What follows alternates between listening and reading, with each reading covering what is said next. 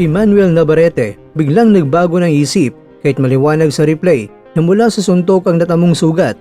Iginiit na mula ito sa headbutt talaga, kaya ang makipag-rematch kay Charlie Suarez ay hindi niya prioridad. Nonito Donaire Jr. dahil sa napanood na laban ni Naoya Inoue at ni Ramon Cadenas, gigil na rin na makabalik sa ibabaw ng lona. Takuma Inoue na kapatid ni Naoya, siya na ang target. Ito po galing mga kwentong balitang ibabagi ko sa inyo, kaya tara, kwentuhan na.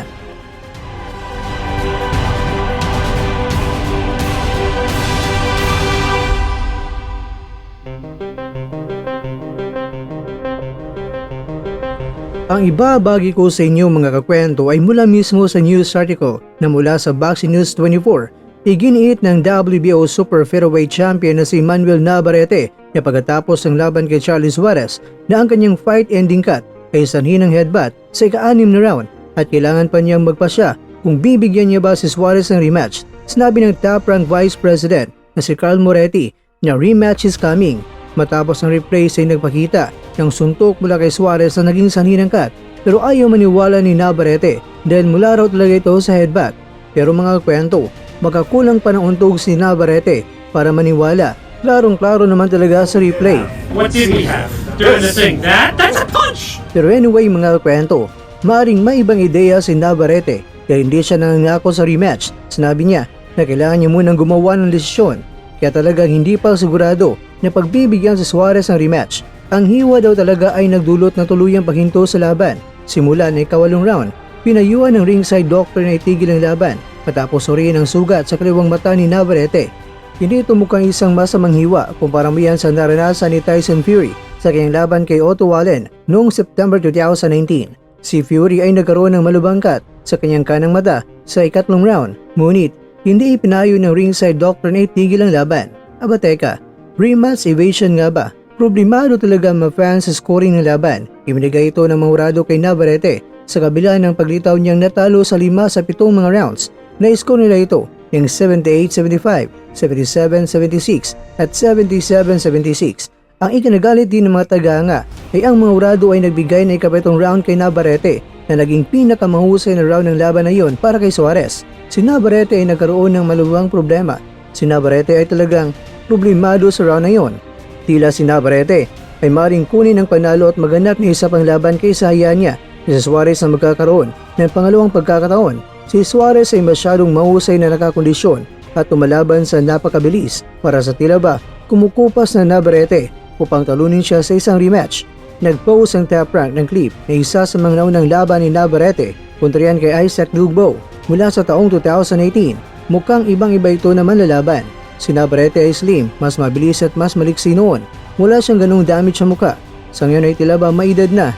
Siya raw ay isang napakatanda sa isang 30 anyos dahil parang tulad na isang taong mas malapit na sa 40 anyos. Anong uri raw na pamumuhay na ninirahan si Navarrete sa labas ng ring? Ang kanyang mga laban ay hindi raw siya nakalaban alinman sa mga elite fighters na manlalaban sa panahon ng kanyang karera. Karamihan sa kanyang mga laban ay laban yan sa mga wash-up at French level guys. Hindi niya kailanman nagipaglaban tulad ni Rafael Espinosa, Diamond Roach, Gervonta Davis, Edgardo Sugar Nunez o kay Oshaki Foster.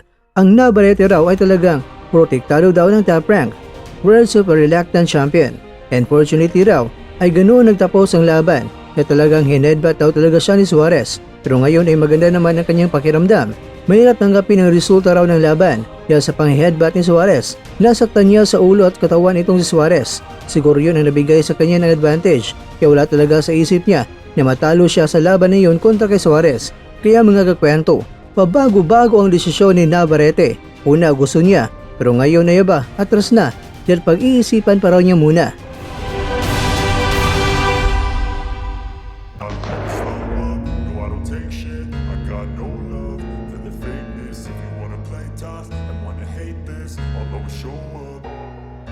I don't ever slow up, no I don't take shit. I got no love for the fakeness. If you wanna play tough and wanna hate this, I'll always show up and make a statement. I don't ever slow up, no I don't take shit. I got no love for the fakeness. If you wanna play tough and wanna hate this, I'll always show up and make a statement. Everything I do do, so instinctive and so passionate. Every word I move, so descriptive like an adjective. I got a vendetta against people who patented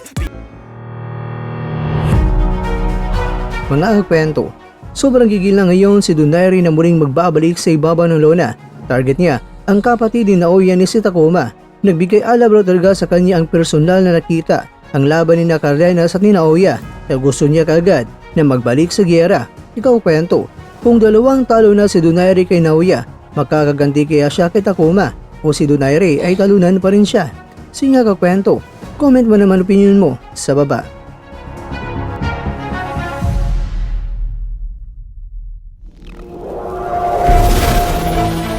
At dyan, nagtatapos ang ating kwento.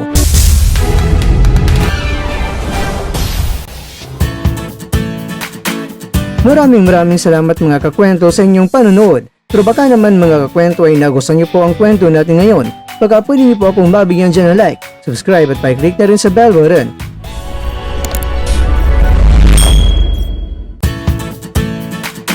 Pero bago tayo tatapos mga kwento, syempre, shoutout po muna tayo dyan sa ating mga kakwento. Kay kakwentong Alfred, kay kakwentong basketball superstar, kay kakwentong Marty Cordero. At ikaw kwentong nanonood ngayon, shoutout sa iyo dyan. Bueno, dito na po muna ang ating kwentuhan. At abangan nyo na po ating susunod na video. At dito lang po yan sa isang channel na kung saan maaring ito'y mga kwentong di pa na kwento sa inyo.